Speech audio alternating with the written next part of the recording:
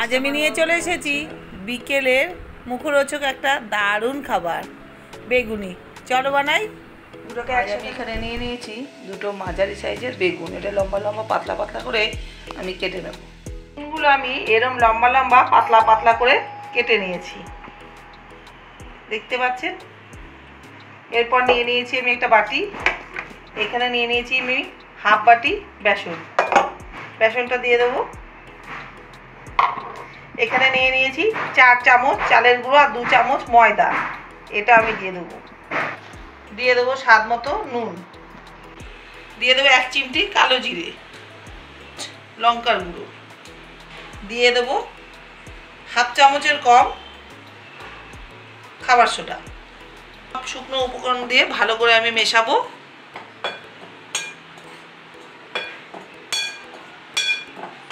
এবার রুম টেম্পারেচারে রাখা জল দিয়ে আমি একটা ব্যাটার তৈরি করব।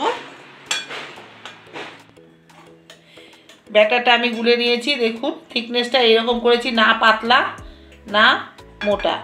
এরপর এটা আমি দিয়ে দেবো 1 চিমটি হলুদ, কালারটা ভালো হওয়ার জন্য।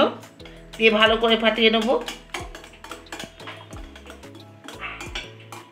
এই কি সুন্দর কালার হয়ে গেল। এইবার আমি চলে যাব পরের স্টেপে। কড়াইটা খুব ভালো করে গরম করে দিয়ে দিয়েছি সাদা তেল। তেলটা গরম হয়ে গেছে, এখান থেকে 2 চামচ তেল নিয়ে আমি এই ব্যাটারে দেব। এতে বেগুনিটা অনেকক্ষণ মুচমুচে থাকবে। বেগুন আমি এইভাবে করে বেসনে দেব। এইভাবে করে এই যে স্টেপটা দেখতে পাচ্ছেন, একটু কাচিয়ে নেব। দিয়ে দেব তেলে। খুন্তি দিয়ে ওপরে এইভাবে করে তেল দেব, তাতে বেগুনিটা খুব সুন্দর ফুলে উঠবে। গ্যাসটা আমি মিডিয়ামে রেখে দেব। দেখুন বেগুনিটা কত সুন্দর ফুলছে।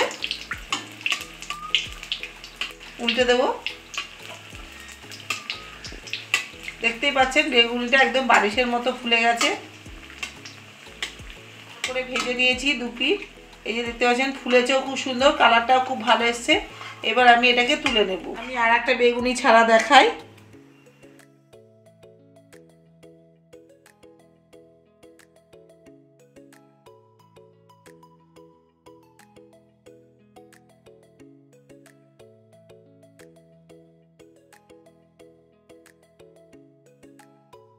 একদম অল্প সময়ে ভাজা হয়ে যায়, 2 সাইডে আমার ভালো করে ভাজা হয়ে গেছে। এটাও তুলে নেব। আর বাদ বাকিগুলো আমি এইভাবে করে সব ভেজে নেব।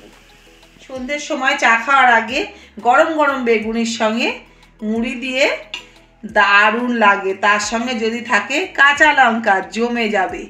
আর সন্ধ্যেবেলা আমি টিফিনে এটাই খাবো।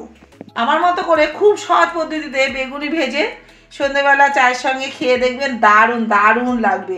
আর খেয়ে কেমন লাগলো আমায় অবশ্যই জানাবেন। রেসিপিটা এখানেই শেষ করছি। আগামীতে সুন্দর একটা রেসিপি নিয়ে চলে আসবো। সবাই ভালো থাকবেন, সুস্থ থাকবেন। নমস্কার।